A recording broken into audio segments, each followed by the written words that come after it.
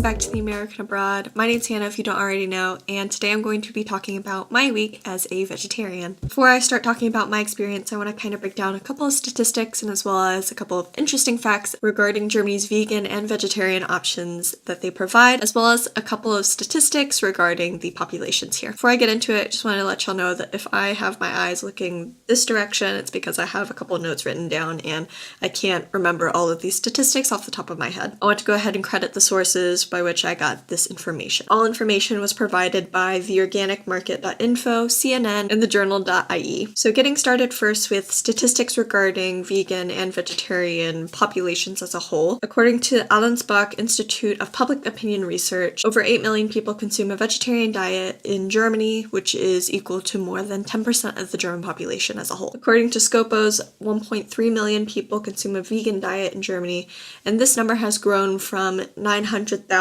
which was polled 3 years ago by the German Vegetarian Association. Over the past couple of years, Germany's meat consumption has decreased. The consumption for 2016 was 600 kilograms, which was 1 kilogram less than 2015. However, in the past 20 years, the consumption of meat has decreased by roughly 8 kilograms. In terms of vegan and vegetarian options that are offered here in Germany, the number of vegetarian products has more than doubled from 3% to 7% between the years of 2012 and 2016. According to the research agency Mintel, in 2016, Germany launched more vegan foods globally than any other country in the world. Furthermore, 18% of all global vegan product launches were out of Germany. In terms of options that vegans and vegetarians have for meat products can range from vegetarian or vegan currywurst, schnitzel, bratwurst, and chicken nuggets, like this one here. I actually purchased this, I believe, last Monday at Edeka. My boyfriend and I tried this yesterday, and to be completely honest, it tasted very similar to actual chicken nuggets when you dip them in ketchup. However, on their own, there is, of course, a slight taste difference, but overall they tasted relatively similar. This is definitely a 10 out of 10 purchase, and I would purchase it again. Okay, so now that I've kind of talked a little bit about the statistics on vegans and vegetarians here in Germany, I want to talk a little bit about my experience. First off, shout out to Pinterest for feeding me and giving me recipe ideas. All the recipes that I found and I tried this week were really good. Now I'm going to start off by breaking down each meal time and talking a little bit about my experience with these meal times. There are a couple of days where I completely forgot to film, so I might put them in, I might not, we're gonna see. So for my breakfast breakdown, I normally ate this week overnight oats or a piece of fruit. For me, eating breakfast in general was a little unusual because I don't typically eat breakfast. I generally don't have enough time or allot myself enough time to make breakfast or figure out something the night before that I'm going to eat for breakfast. It's very bad for me. I know that breakfast is the most important meal of the day, but do I change? No, I don't. However, with my diet switching from eating meat to not eating meat, I felt that it was important that I was getting enough either nutrients or proteins in my diet. So by eating breakfast, I could ensure that I at least had food in my body or enough energy to go through my internship, for example. Generally for lunch, I ate either leftovers or I also ate hummus on toast with different kinds of veggies on top. Needless to say, I really did enjoy the hummus on toast with the veggies on top. I would often crave it over the leftovers that I had set aside to eat for lunches. I also found that it was a great way to throw in that protein alternative into my diet really quickly, just midday, to keep my energy up. I'm going to go ahead and list off my dinner breakdown. On Monday, I ended up eating a veggie pizza because I had to attend an event for one of my roommates, and I didn't have enough time once I got back to fully prepare a dinner for myself. On Tuesday, I ended up making a rice dish that I found on Pinterest. It consisted of rice, beans, and I added in corn just to give it a little color. This rice dish I ended up eating pretty much all the way throughout the week because it made so much food that I just couldn't eat it all in one sitting. On Wednesday, I ended up making a pasta dish with sauteed mushrooms and spinach, and as well as Gouda. On Thursday, my roommates and I came together and we decided to eat black bean and cheese tacos because I have brought tacos into this house and they just can't get enough of it. However, the tacos that I normally make do have chicken in it, and one of my roommates is vegetarian, so often she cannot participate in our normal taco night, but this time it was really nice for all of us to be able to eat tacos together. On Friday, I ended up making chickpea and spinach curry, and I ate that over rice. On Saturday or yesterday, my boyfriend and I decided to make a quinoa dish with sauteed mushrooms and spinach, and then tonight, to finish it all off, I'm going to be making a honey garlic baked cauliflower dish with rice. Overall, for this week, everything was really, really delicious and I was perfectly fine.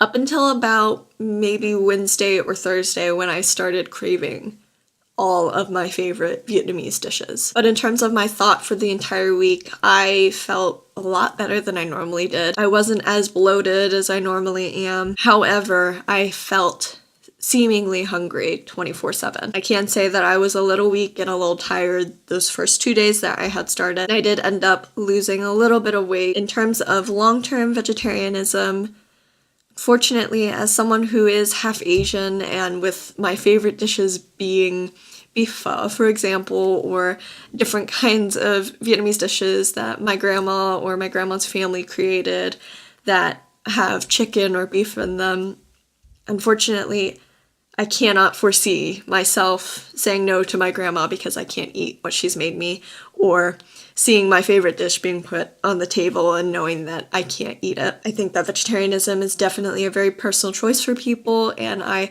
wholeheartedly support people who are able to do it and who are doing it for the right reasons. For example, people that do it for animal ethics as well as sustainability. I really do support that, and as well as I admire that. I am also somebody who is sensitive to my blood sugar levels dropping, so if I am not getting the right amount of nutrients in the right areas, it can be very difficult for my body to handle. However, if I were to get into vegetarianism as more of a long-term thing for me in my life, I would have to visit the doctor as well as a nutritionist to plan out my meal plans and make sure that I'm intaking the daily nutritional values that I need to be for my body. I would love to say that I am going to be a vegetarian from here on out, but unfortunately that is not the case. I kind